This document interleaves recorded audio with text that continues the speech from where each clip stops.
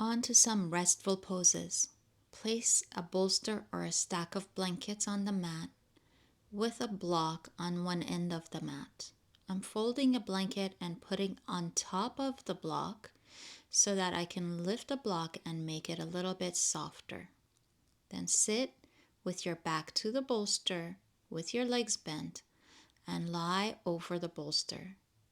Support your head on top of the block and the blanket. The shoulders will drop in the space between the block and the bolster behind your back. Again, a stack of blankets works just fine if you don't have a bolster. And have extra support under your head if your back or your neck feels uncomfortable.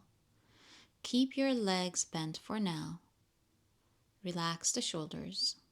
You can see I'm folding my blanket once more to lift my head a little bit higher. Take the time to adjust and tailor the pose to your back, to your shoulders, and to your lower back and hips. This is a pose that may feel quite intense at first, but if you can stay and breathe and soften, it will become comfortable over time.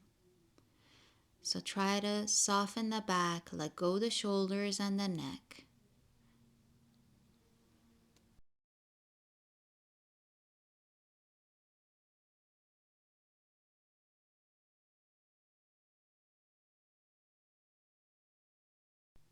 Eventually stretch your right leg down and away onto the floor, lengthening through the heel, elongate and release the lower back.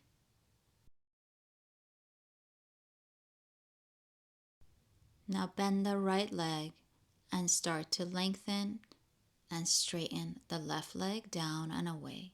Again, reaching through the heel, pointing the toes up, lengthening from the lower back to the back of the thighs to the calves so that that opposite side of the body elongates. If it feels good, then you can straighten both of your legs.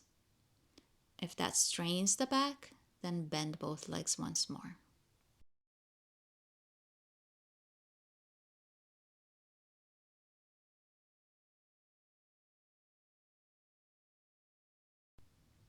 Now bend your legs if you have straightened them and bring your feet a little closer to your hips.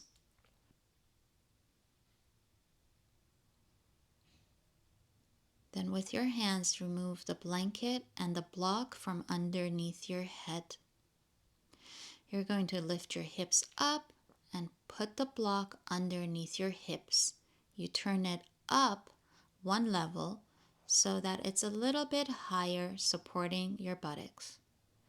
Then release your shoulders all the way down to the floor. So adjust and move back until you feel your shoulders resting onto the mat and your head is on the mat as well. Stay here with your legs bent in this variation of bridge pose. Eventually, again, you can straighten one leg, reach the heel away, lengthen that side of the lower back, and stay in that position a bit longer, or you may choose to switch legs. So at this point, you can again customize the pose per your needs and your back. You may choose to have one leg bent and one leg straight the entire time, or you may choose to have both legs bent, whatever feels more comfortable and supportive for your body.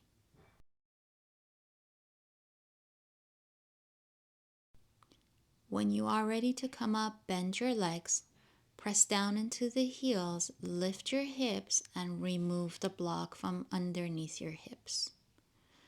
Then slide backwards and shove the bolster or that stack of blankets underneath your knees so that you can lie down flat for Shavasana.